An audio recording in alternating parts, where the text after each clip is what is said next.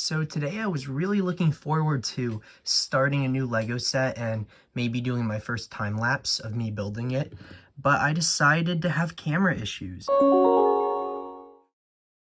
Hello there! Welcome to AMBR Builds, where assembly may be required. Join me as I document my journey back into Lego collecting, and today I wanted to pilot a new type of video that I might start doing moving forward. But first, there's a couple other things I wanted to address. First off, I wanted to just thank everybody who has joined me so far and paid my channel any amount of attention. I just want to thank you for being there so far. It means so much to me, especially since I truly enjoy making these videos. I love filming them, coming up with the ideas for different topics, and also editing them. So thank you for joining me thus far. And I also wanted to show you what is in front of us here. This is a TIE Fighter, an X-Wing, and an A-Wing that I'm going to be using for an upcoming video where I give my thoughts on the new TIE Fighter set. But aside from that, the new type of video that this is going to serve as a pilot for is, and I'm not sure what I want to call it. I'm thinking the theme of it is like a week in the life of AMBR Builds. And the idea of it is, instead of having single videos that focus on one type of topic or what I'm doing that day, kind of compile shorter moments throughout the week into one video, so you can kind of see the progression of maybe I did a little something here one day and maybe I got a new set the next day, or maybe something funny came up as I was making a video or as I was sorting and building. Just kind of capturing little moments and putting them together to make a longer video. And I'll admit, I make videos and the one thing I keep working on is trying to make them very concise. I'm still working on it. I think I am learning to ramble a little bit less, but I know sometimes on YouTube I enjoy watching other people ramble. So I'm wondering if anybody enjoys my rambling, the ramblings of a Lego collector. If so, that's cool, but I know as a whole I really want to try to make my videos a little bit more focused. So that's kind of a goal I have, and if anybody wants to keep me accountable for it, have at it. So one thing I wanted to show is I added a new shelf to the AMBR Build studio, which I call it a studio very loosely. It is almost anything but a studio. And this is just a nice place that I can display new sets and swap things out as need be. Right now I have on it Gargantos in the back here. And then I have Jabba's Palace in the Rancor Pit, and the Sarlacc, and the Skiff. And then I have my Millennium Falcon and my DeLorean. And moving down a bit more, this is the Cantina. And down here is the backlog and a random Burger King crown that I just kind of found in my basement. And for whatever reason, I decided to keep around. Now, one thing I need to figure out is where this Flickfire missile went. Or it's a spring-loaded missile. I had some friends over the other day, and one of them shot the missile because they didn't even know sticking your finger in here would shoot it off. You know, you just kind of see something, you want to play with it. I probably would have done the same. But anyways, it shot in the direction of a sofa, and all we heard was this. We heard the actual shot, but we didn't hear what it hit. So we're assuming the only thing that makes sense is that it hit the sofa. But after looking in between the cushions and looking underneath it, it's still missing. So now that is my journey, is I'm trying to find this missing missile. Quick update, I've looked underneath this sofa and there is nothing there. We looked underneath it the other day and we couldn't find it as well. So I'm wondering, I really don't think it could have gone in the cushions themselves, just because those cushions are like non-removable. So you can really only see and feel what's directly in between them. It's not like we can take them out and look any deeper. So that also makes me think it couldn't have gone any deeper. I've looked behind it and still nothing. Alright, update. It was under the couch the whole time.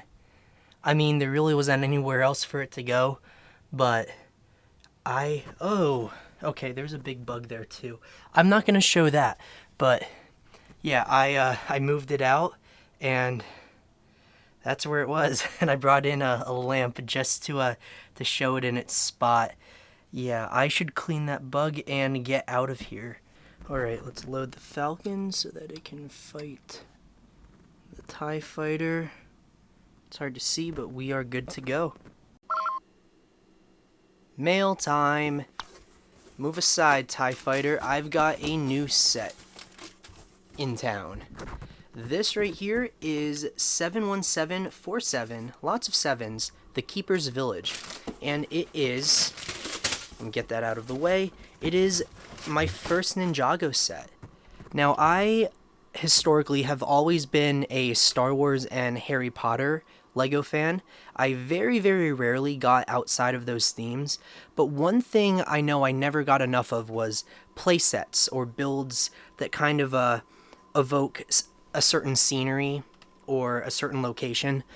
I always liked those just a little bit more than vehicles, and I saw this on Target shelves a few months ago, and I really, really thought it was unique. I don't think I've seen a Lego set, at least in recent memory, that's kind of like island themed, and I'm gonna be very hyped to put together those Tiki figures. I love their masks and their helmets, and just something about the tropical scenery, the foliage, to the rocky alcove on the beach with the lava monster attached. It just looked like a very detailed set, and I was just thinking, you know, I kind of want to broaden my horizons a little bit, and that's what led me to a Ninjago set of all things. And you can kind of see on the back there, it looks like, and don't crucify me for not knowing names, but the blue Ninjago ninja is escaping from that as the Tiki people chase him, and it looks like that one tower in the back kind of splits apart and attacks the ninjas as well. So yeah, I'm very excited to get around to building this. Oh, and it also came with another bag of the VIP pirate parts, which I'm thinking I'll do a video where I take both bags and try to build something using only those pieces. Into the backlog you go. Oh no, I lost a piece from the cantina. It's on the shelf right above it. I'm really excited to build that set specifically, but I don't want to neglect these other poor sets waiting their turn to be built. Ninjago's not getting a fast pass from my backlog, no sir. No, I'll just kind of... I've never felt this lucky to have so many Lego sets ready to be built. This is like the peak of my Lego collecting career right here. So, I got my Death Star down from a high place it was sitting on for a while because I wanted to use it in the background of my TIE Fighter video and have the TIE flying in front of it.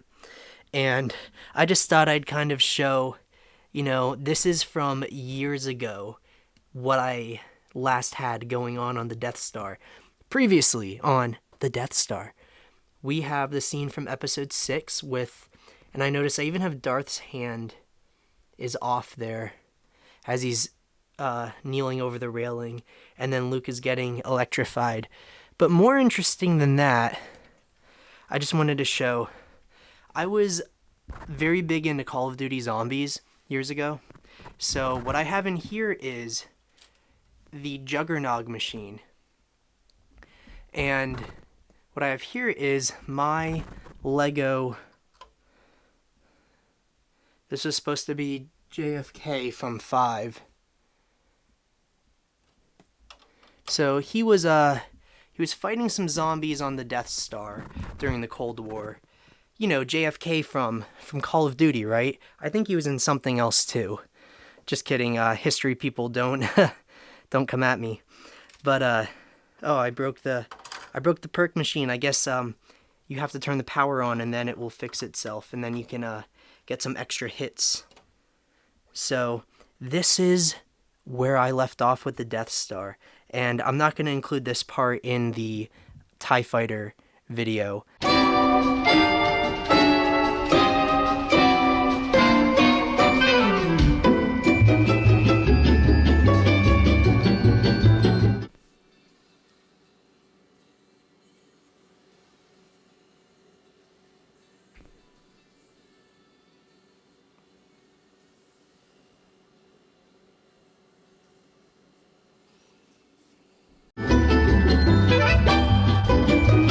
So today I was really looking forward to starting a new Lego set and maybe doing my first time lapse of me building it, but I decided to have camera issues. Actually, I didn't decide to have camera issues. I think my camera did.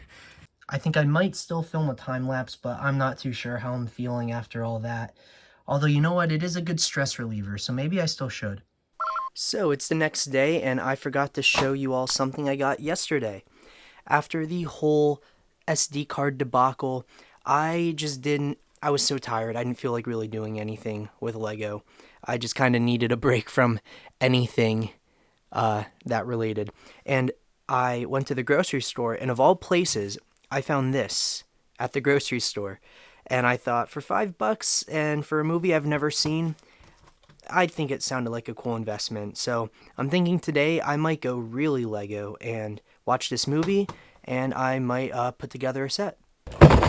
Alright, I just finished watching the Lego movie, and I thought it was really good. The animation, or I should say the stop motion, was like really flawless, and it had a good message. It was kind of a heartwarming movie, and it really had that Pixar feel where like it doesn't matter your age, there's something easy to enjoy about it for everyone, especially if you're already into Lego. So I don't like doing like ratings or rankings, but I would give it a good one to say the least.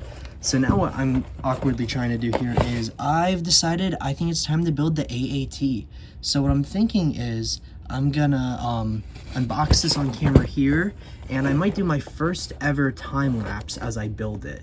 Now, when it comes to time-lapse videos on YouTube, I like watching ones where people are kind of giving commentary and it's not just strictly a time-lapse. So what I'm thinking I'm going to do is I'm going to open this up here, set up the camera for a time-lapse, and I will probably just build it, and you know, anything I think of, I'm gonna talk over it then. So let's see how that goes. So coming into this set, I already know I'm not going to be a fan of how long the front cannon is. It's something that ever since I've seen the set, and I've heard enough people say it as well, so I really don't need to parrot that opinion, but I'm curious how easy it's going to be to actually modify that once I've got it built. And making a time lapse is pretty cool. I'm happy I did it. It's something I've never filmed before, and it wasn't too hard to set up, and I think the end product actually looked pretty good. So, as you can tell, I'm recording this voiceover after the fact, but these are things that I was thinking of as I was doing it. I'm really happy I started this series. I'm very curious what it can turn into. I'm hoping that I do enough Lego-related things in my day-to-day, or at least weekly, that I can really make this worthwhile, because it's one of those things where just throughout the day and when I'm not having a camera in front of me, I think of tons of things that I could film, and then the moment I get a camera out, it seems to slip my mind. So let's see where this series goes. I have some big plans for Lego room and to really make a Lego space for myself. So thanks for tuning in, and I hope to see you at the next video. Thanks for watching.